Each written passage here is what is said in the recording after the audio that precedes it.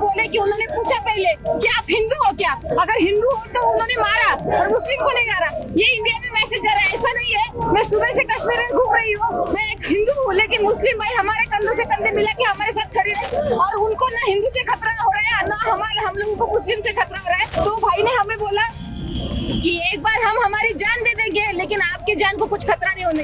ये भाईचारा है, ये इंडिया का, भारत का भाईचारा आबाद रहना चाहिए, भारत अखंड रहना चाहिए, ऐसा हमें लगता है। ही ताई स्वतःचा हनीमून साजरा करायला जाते पहलगामला। सुदैवानं तिकडं हिला कोणी धर्म विचारून कुठली आगळीक वगैरे करत नाही हिच्यासोबत। पण त्या स्पॉटवर एका नेव्ही कमांडरच्या नववधूच्या हातातला लाल चुडा खळखळात तुटला जेव्हा तिच्या डोळ्यात देखत तिच्या नवऱ्याला तो हिंदू आहे म्हणून तिच्या डोक्यात गोळी घालून संपवलं गेलं। त्या नववधूचा आक्रोश हिंदुस्थानानं ऐकला, अगदी पंतप्रधान नरेंद्र मोदींनी ऐकलं। भारत की बेटीच्या कपाळावरचा जो सिंदूर नजरेसमोर ठेवून ऑपरेशन सिंदूर पार पाडलं मग त्याने। पहलगामचा वचपा काढला, पण त्या बिचाऱ्या नववधूची जी मांग कायमची सुनी झाली ती झालीच। तिनं तिचा नवरा गमावला। लग्न करून नव्या आयुष्याची स्वप्न पाहत असताना, हनीमूनला आलेली असताना ते स्वप्न तिथंच अर्ध्यात भंगलं। एक कटू सत्य समजून न घेता पहलगाम मार्केट मधल्या लांड्यांचा धंदा बसला म्हणून गळा काढणाऱ्या आणि इथं असं काही घडलं नाही, सगळे मुसलमान आमच्या सोबत आहेत, आम्हाला चांगली वागणूक देत आहेत असं बिनदिक्कतपणे सांगणाऱ्या या सेक्युलर ताईनं अशी अचानक काय पलटी मारली, असं काय पुण्य कमवलं की तिला पुण्यातून भाजपचं तिकीट मिळालं। अर्थात यामागे नक्कीच कुणाचा तरी स्वार्थ असणार जो स्थानिक पातळीवरच्या राजकारणाशी संबंधित असणार। पण या तिकिटामुळे भारतीय जनता पक्षावर महाराष्ट्रभरातून टीका झाली। एरवी 40 पैसेवाले ट्रोलर्स म्हणून त्यांना हिणवलं जातं ना, कीबोर्ड बडव्यांना जोरदार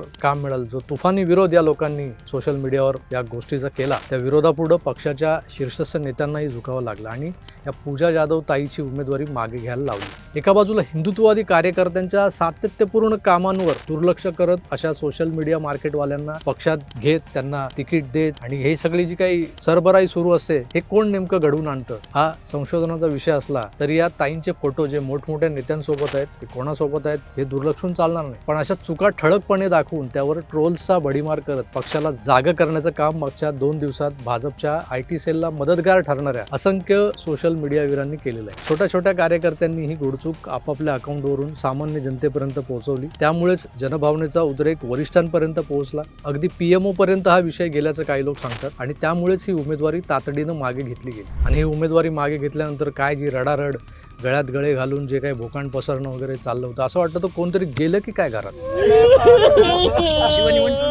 पाहिलं असेल तुम्ही।